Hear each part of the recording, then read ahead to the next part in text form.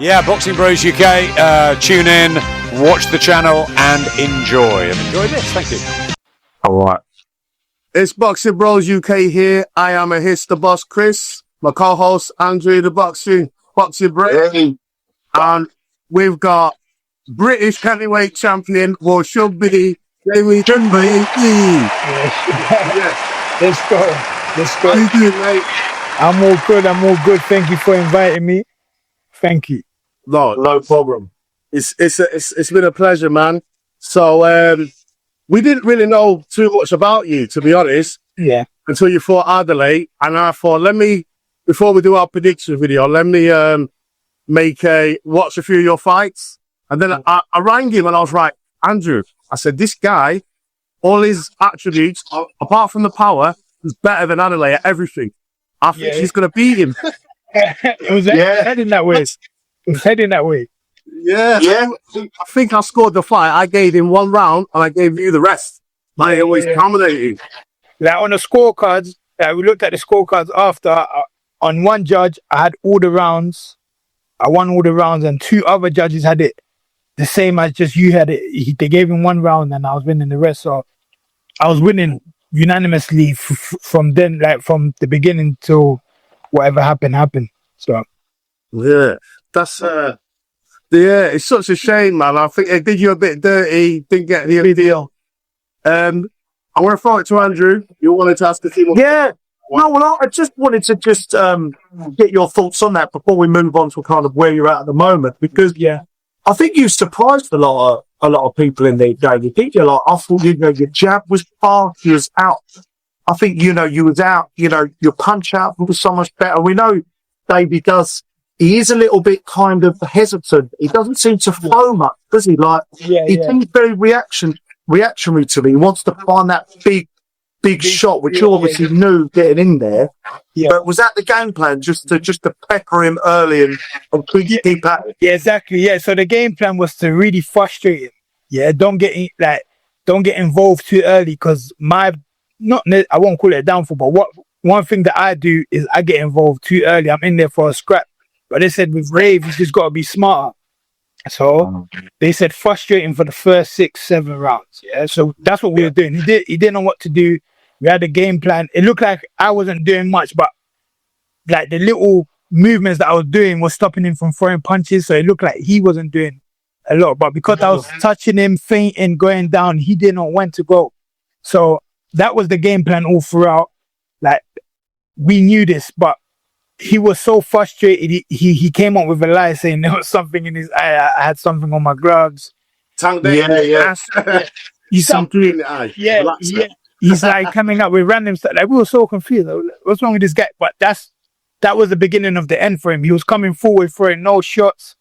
But even then, I was kind of skeptical. I'm like, why is he walking forward and not throwing shots? I didn't let my hands go when I should have, but I still pinged him off when I did. But when he hit me, when I wasn't looking, when the referee was talking to me, he did it out of frustration. Yeah. People will say, it's boxing, keep your hands up. But I'm telling you, he did it out of frustration. Yeah, he caught me, but the referee should have saw that, because the referee was holding my hand at the time he hit me. You get what I'm saying? So, it was so strange, Jamie. It was really weird. It was like the whole stoppage.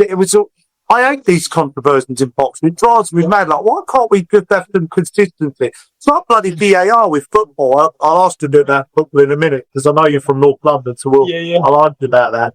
Okay. But well, at least you maybe know the adjustments and maybe what to do if you do finally get back in, But how are you feeling on that now, David? You've had obviously time to. I will get into the Ben Shalom stuff later, but are you kind of over it at first? Because you must have been pissed. You know what? Obviously, I actually wasn't that pissed, because I saw what happened and everyone, it wasn't 100% of an L. I just knew that we can claw it, like we'll get it back. I just knew that that would have happened on a Monday. It's a good performance, wasn't it? Yeah. So my team were happy. I was frustrating them on purpose. I didn't care about looking good. I was holding in deliberately to frustrate. I was doing that all the day. Yeah. And but that was literally the first time I've ever been dropped. I've had 72 amateur fights, and with my pro fight. Obviously, I got cut in that Brazilian fight, but this is the first time I've ever been dropped, but I didn't see the shot. Literally, I was looking at the ref, boom. And the next minute, I'm it's not legitimate though, is it? So it almost doesn't count. Well, we generally in the boxing community, we all feel that most people think that weren't. I know protect yourself at all times, but I mean, come on, we've got to be rules, haven't there? You know? And it was one of them. I heard the ref. I watched the fight back a couple of days ago. It's like he shouts at you as well. Get off me! And he's told you, get off me! And you're like, all right, bang. Yeah. The thing is, the reason why I even looked at the ref was because Adeleye was holding me. I wasn't. So you see, as Adeleye came at me, I dipped down low, and then he grabbed my arm and was holding. So if you remember what I'm saying and go back and watch it. So he's holding my arm, yeah, and like he has it tight and he has his left hand up.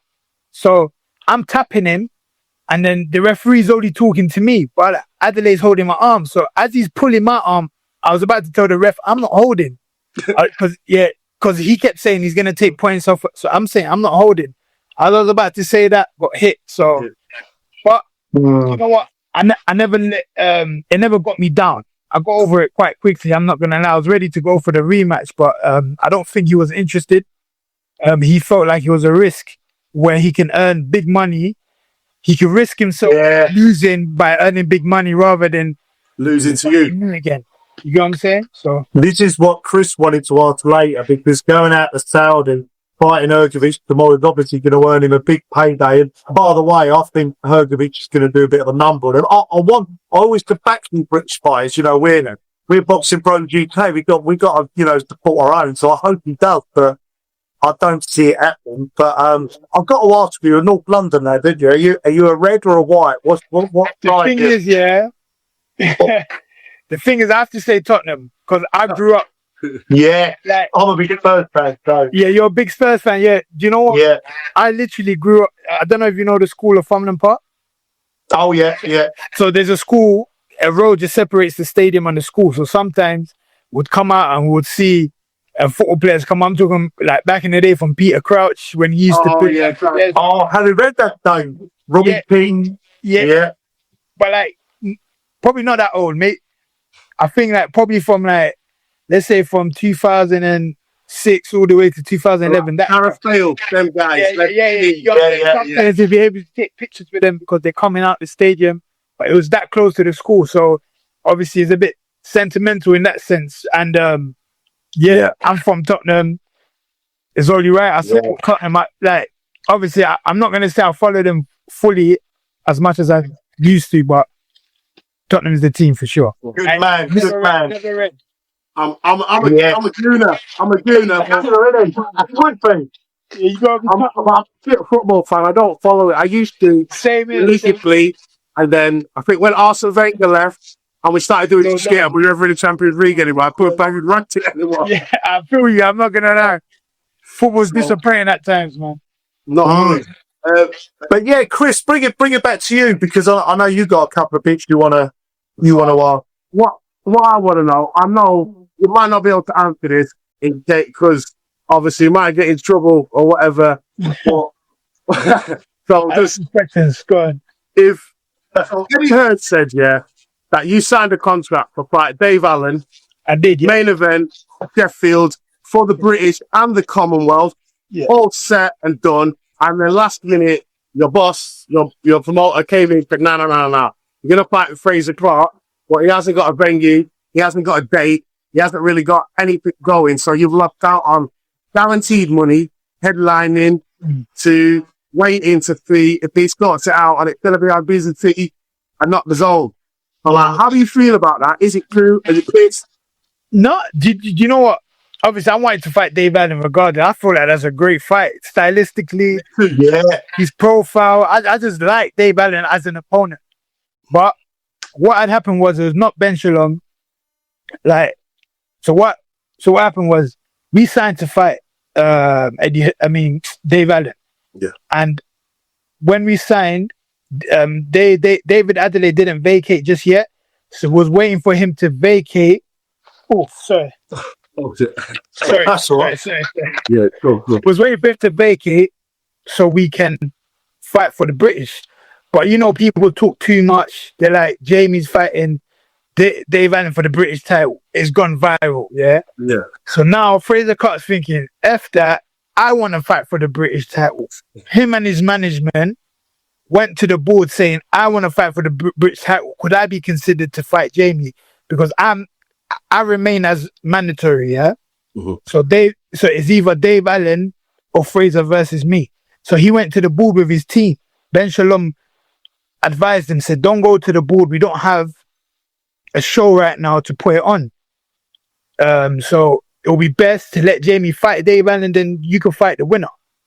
Mm-hmm. And then Frazer Clarke wasn't here, and he's saying, F that. He went through the board. The board said what was waiting for like 2 weeks. The board then came back with a decision saying Clarke beat Dave Allen before. So it goes in Clarke's favor just because he beat Dave Allen. So, Oh man. yeah, so that's what literally happened. Then the board made Frazer Clarke the mandatory to fight me. So then we still tried to make the fight with Dave Allen. But we tried to get the Commonwealth on it and everything, but it just fell through, man. Like, I think for Dave, it just didn't make sense. He would rather box for the British. Yeah. That's his dream, innit? He wants the British. Exactly. So it just didn't make sense and it fell through. But you never know what happened. And boxing, everything happens, and you never know what'll circle back. Because Eddie Hearn was like, it was like, he's ruining his career. He's so self-reflection. Like, how could he do this to this guy and all that? So I wanted to, there's two sides to every story, innit? You know, that's why I really wanted to hear from you about it. The thing is, it comes across that way, but what do I know?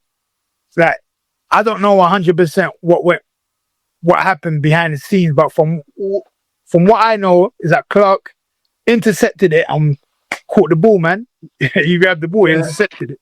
I think the reason why he wanted to do that, Clarke, is because like Ben Shalom dropped the ball on him when he was mandatory for the British to fight Wardley, and he pulled him out of first bid and all that. So Frazer Clarke was like, "You're not doing that to me again. I'm taking my British." I feel you. That's what his feelings were like, I'm guessing. Yeah. No, but that's very true. But he had his chance to fight for a British title twice. If I was him, I would have taken another tick over, and then fought the winner, because I think that turns it into a bigger fight for like whoever wins. You know what I'm saying? Obviously, I bet on myself to win, but it turns it into a bigger fight. But yeah, he would just, and plus, it would have been my second chance at the British, but it was Dave Allen's first chance at the British, which is quite interesting. I'm surprised he did that for the British before, but yeah, man, it just made more sense. But anyways, it's life. It's one of them, because I was actually backing you to win that fight. Like, I love Dave Allen, but I think like he can't get his mind right sometimes to get motivated. Exactly. So he would have underestimated you, and he'd have gone in and done what he does sometimes, where he don't really throw hands when he gets it. Yeah, and I think you would have won. You would have won it. 100%. So, look, whether we boxed or went to war, like, a lot of people don't know a lot about my skill set. You need to watch some of my early fights as well, but trust me, in the coming fights, you'll see it. But Dave Allen would have been a perfect opponent stylistically. Yeah. And it's unfortunate that fight fell through, because that would have been an entertaining fight for boxing fans in general.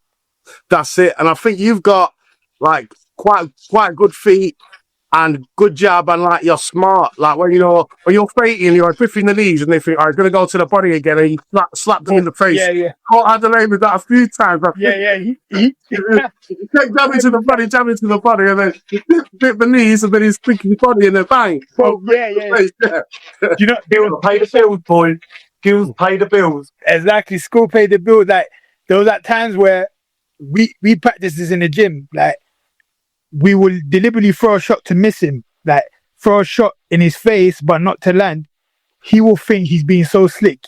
He'll be like this and then shaking his shoulders. Then after I say, okay, boom, boom, then I hit him twice. You can see in the fight. I see that. Yeah. You know, I think we did a prediction video about Adeley's thing with Hergovic, and I even mentioned that. I said in the P5, he's standing there thinking he's being slick, and you hit him face. And you hit him twice, and then you stepped up, and then he came in and you hit him again. It's like that 30 seconds of that whole round, and you dominated it. Yeah, exactly. That's what I'm saying. It's just the IQ. Like, we practice a lot of IQ stuff, but obviously, you get me. But you know what? Each to their own, innit? Whatever works for you, innit? Ben Davison loves all that stuff, Jake. He's a real analyst, isn't he? I'd imagine he's constantly kind of looking at. Is that the sort of trainer he is? I know he likes all the video analysis and breaking stuff down. And so he's the type of trainer where everything you do is for a reason. So even Floyd, like, you look at all these fighters. So you like, as an example, if I want to bait someone, I'll lean forward. And then I'll go back. I'll lean forward again. I'll let you hit me. I'm like, oh, so he gets comfortable. I'll let you hit me again. Then the next time you throw it, boom, count up. You get what I'm saying? Just smooth stuff like that. Setting the traps. Setting traps. It's all about, there's a reason why you got to throw this punch, this feint. There's a reason why you touch there and punch. Like, it's very technical and it's good. Yeah, it's the best way, because I think you have to have that IQ, because power only gets you so far. Yeah, well, we saw that with Wilder, boys, didn't we? Man. Maybe Fabio Wardley to a degree, and I mean this with absolute respect, so I love Fabio, but you can only bank on that equaliser for so long, right? Eventually, you're going to come up against someone who's going to kind of punish you for maybe a little bit of a lack of. I know he's kind of in your camp as well, isn't he, Fabio? Yeah, no, that me and Fabio help each other out for camps. Like, I've been him up for years, but like, that's the reason why Fabio, like, I've known Fabio before Ben Davison, before he come over to Ben Davison's.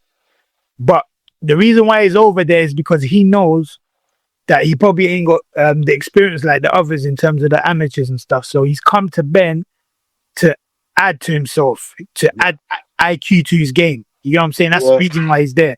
Like, he comes down with his coach from Ipswich, Rob, comes down with him every time, and they're learning together. You know, so it's more about IQ rather than, because he knows that he probably ain't got the experience as everyone else has had in the amateurs. So he's come down. That's really good insight, that, Jamie, because I wasn't sure about that. I appreciate you telling the fact, because I was thinking that's an interesting fit, Fabio Wardley, for, you know, Alois Jr., those kind of more kind of, you know, powerful fight. I thought it was quite interesting. So that's the he wants to add to his arsenal. Doesn't just want to be that kind of, you know, not pure knockout. I want to actually have a little bit of the plan B and C in there as well. Yeah. So the Frazer Clarke fight, have you got a date? Venue? Like, what's happening with that coming through? Well, 27th of September is the date that they're saying in Birmingham. But we're waiting on more confirmation before, like, you know, more deals can come out. But for now, that's the date. The date for us. I'm guessing it's a Ben Whittaker fight if it's in Brum. Is it? Yeah, I mean, initially it was actually supposed to be Ben Whittaker headlining, but I'm not sure what's happening with that. I'm not sure if. Yeah, I'm actually not too sure. Yeah. Oh, see, we've got a mate, a light heavyweight. He's 5-0. He wanted to fight Ben Whittaker. What is that? Theo. A nudge. It's called Theo Brooks. Theo, I don't think I've heard of it. He's 5-0. He's turned professional, but obviously he's not known. He's not signed with anyone. He's trying to get signed. I will send you send me his page, man. He's really, really good. He's really talented, and he's just fighting like these journeyman guys, and he's knocking them over. And he said, "I don't care if I lose. I just want a challenge." Is he what 5 fights, 5 knockouts? Yeah, 5-0, and his last fight was there was a Saudi card. What was it called now? Oh, which one? It was like a the pre one, the weigh-in one where they did the Grand Prix. I can't remember. Wait, where's my phone?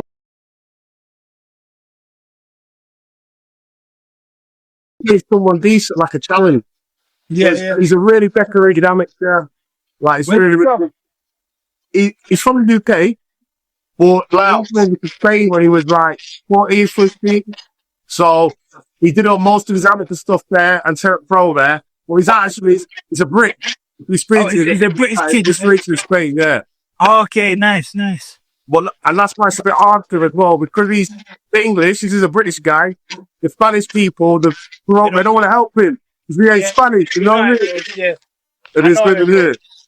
They don't love boxing, after. It makes sense. So, what do you think about the BBC deal? You excited about that?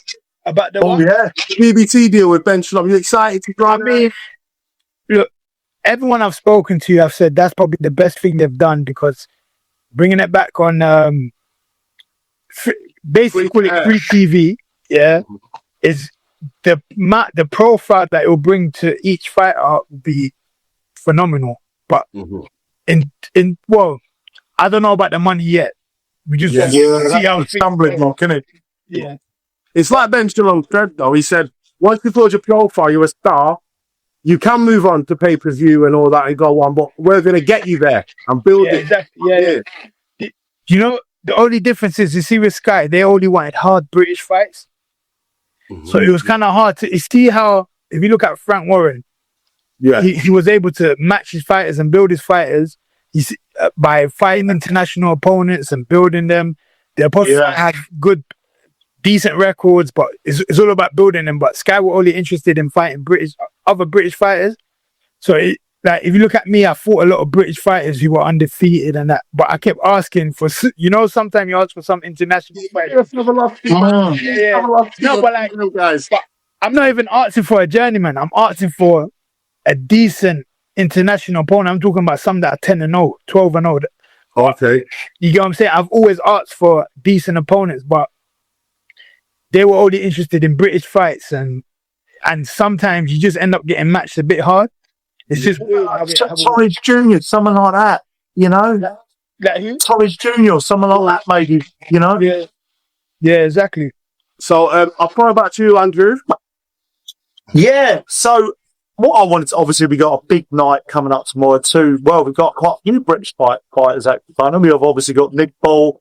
Moses, we have to mention, right? He's from our town as well. We're both from Chatham, Gillingham. We're from the area. Grant Bennett is in this area. Huge fight around this sort of area. But we have obviously a bit even more of a close eye on Moses because of what, because he's from here. What do you kind of make of him? What do you, everyone's obviously, saying how wonderful he's, how great he is. You see him doing a job tomorrow, getting the job done, or what's the point? 100%. I see him getting the job done. He's a sharpshooter, and with Moses, if you come at Moses, long day. Don't go at Moses. Dylan White is probably going to try and come at Moses. Dylan White's safest bet is to be defensive, be on the back foot for a bit, and then pick it up later. But he's not going to do that. He's going to come out there swinging, and he's going to get countered. So can get a bit wild, Dylan, can he? He's such a fighting man. He can start swinging from the fences, can't he, if he gets a little bit frustrated, like. But that makes him dangerous doing that, because his uncle. Yeah. You know what I'm saying? You don't know where the shots are coming from. But look, Moses is just a sharp shooter at the moment. I don't see any other way. If it is any other way, it's going to be a surprise for him and a big upset. Yeah. I think many sort of mirror. And how do you see your old mate David Adeleye getting on tomorrow? Do you give him a puncher's chance? Well, you know what? I give him, the only reason why I give him a little bit of a chance, is because at times Hrgović is kind of like how can I explain it? Like he switches off. He switches off and switches off. It's like he's chilling. Adeleye is quite pitchy and he's a bit like, I don't know. He's a bit in a way faster. Do you feel like he's possibly faster? I don't know if I'm wrong by saying that. Definitely, he's not a faster. For me, he's not. Hrgović is quite handy fast, but it's good that it's not munching it, maybe. He's quite fast, but I love what he's jab. I don't think he's straight shots. Yeah, like, I would trust Hrgović. Yeah, like Hrgović. The right hand. And I thought that Hrgović would just ping him off, and then he's going to tuck up on the ropes. Going to tuck up on the ropes until the ref steps in. Yeah, that's kind of the feeling I had, actually. That Hrgović will just outwork him. Be throwing a lot more shot. Yeah. But I give him some, like, I give him a little bit of a chance. You get what I'm saying? You can't write him off completely. Absolutely. Not with that kind of power. No way. Yeah, exactly. So you just gotta see how it goes. But I do think Hrgovic will be the guy to have his hand raised. Fair plan. Just my last question before we come back to Chris, and then we sort of like round it up. But when you just see once of you, Fury retired, AJ's going to be retired, you're going to be in the mix. British, you're aspirated British European, I guess, going through the traditional route. How do you kind of see the heavyweight landscape move forward? Because there's going to be a bit of a free fall once those top boys are gone, isn't it? It's open season stage, isn't it? Yeah. It's going to be open season, and that's when it will make the division even more exciting. Because sometimes when one person has all the belts, you're waiting for this one person. Oh, yeah. Quick go back. Yeah, well, you remember when he dominated for a while, but I see the belt when there's a lot of because I had the other belt. Yeah, I mean, they bullied the division like for some years. Yeah, 10 years, like they bullied the division. So bad, and if you lost, if you beat one, there's a win. You have to fight the brother. I'm telling you, they bullied the division, but I mean, I think it'll make it more interesting because unless there's another person that will dominate just how Usyk is dominating, but I don't know, it'll just make it more interesting, and I can't wait until that happens. And when all the belts scatter and everyone running after it. Yeah, there's going to be opportunities for you there, isn't there, when that happens? There's all kinds of opportunity. Just say yes to everything. Go for it. Why not? I'm great. Exactly. That's what I'm saying. And you never know. Yeah. That's it. Nice. Well, Chris, I don't have any more questions you got. All right. On Boxing Bowl UK, we do 3 rounds, yeah? So, first round, give me 3 of your favourite fighters that you love to watch that are active right now, your 3 favourites. Active? Okay. Yeah. Canelo, Crawford, and Inoue. Oh, the little Chinese shout. Yeah. Good shout. Yeah. So those, yeah. Yeah, that's good choices. Two thinking fighters, yeah, and then 1 machine. Yeah, exactly. So, second round, 3 favourite legends of the past that you like to watch their fights, or that's one of your best fighters. Muhammad Ali, Sugar Ray Robinson. Oh, yes. Would you say James Toney? Was that? Yeah. Like James Tony. Yeah. James Toney, yeah. Underrated James Toney. I don't feel like he gets the mention. Multiple weights, clever. Yeah. People, like, if he speaks to other boxers, they rate him. Yeah. And as well, he didn't live the life at times, and he had all the talent. So when he was on and he was fighting, like, it was like unstoppable, man. Yeah, he was an amazing talent, man. It's crazy. And he even tried to do MMA. I think he never won MMA. Yeah, I think he got his leg kicked him. Yeah, it was either him or the other heavyweight. There was another heavyweight that his leg kicked in. Ray Mercer. Yeah. Oh, Ray Mercer. Yeah. That's why boxers don't do that, man. Yeah. Even Riddick Bowe tried a little bit of kickboxing. He got moved to as well. Yeah, it's mad. It's mad. Okay, the third one, it's a bit controversial, but I got to ask you, it's a bit old news, but do you think Dubois quit or not? Sneaky one. You never, you know what, yeah? Obviously, boxers saying he quit, but I'm telling you, a lot of them haven't been in that position. Yeah. That was a heavy shot. Easy to say, innit? Yeah. That was a heavy shot. Like, you could see the way it shook him. Yeah. Down to the boot. Like, obviously, like I said, Adelaide was my first experience being knocked down. Yeah. But you see, when you get up now. Yeah, I got up. Yeah, exactly. Got up. But do you know what's so mad? Because you see a black flag, it goes black. And then I said, what? Like, what? Like, why the fuck is it black? Then you come back in it. So I feel like that was happening in his case. He looks normal, but it's probably dark in there. Yeah? Yeah. It takes a while to come back. that was a heavy shot. You get what I'm saying? So obviously, because I've recently, bro, first time ever in years I've done boxing, sparring, whatever I've ever been down, and that was the experience. So I'm not gonna knock him and say he quit. Like you don't know what the hell he was going through. He probably couldn't get up, and he was just, you know, when you're trying to get your vision back. Yeah. Yeah. You know, you make a good point there, because I think all of us, and we've all had our opinion. Me and Chris disagreed a bit, and we were getting into the semantics of the word, and I thought, we're not psychologists, you know, well, where are we going with it? Yeah. But unless you've been in there, right, all these guys over 16 stone, you're in there with a generational talent, the greatest ever. It's very easy for us, for me, Chris, to sit here and go, oh yeah, he bottled. And all that, yeah. We're not in there. Yeah.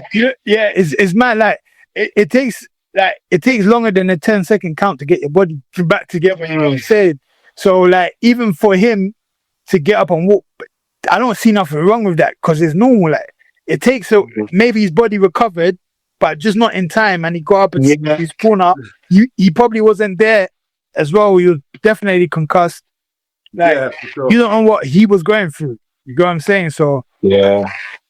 I mean, yeah. Go ahead. Well, thanks for that. It's been brilliant having you on. We'll hope to do this again soon. We're going to be rooting for you on the 27th. Thank you. Yeah, thanks for your time, Joe. Really appreciate you talking about your Thank you. Thank you, brother. Cheers, brother. Laters. Cheers.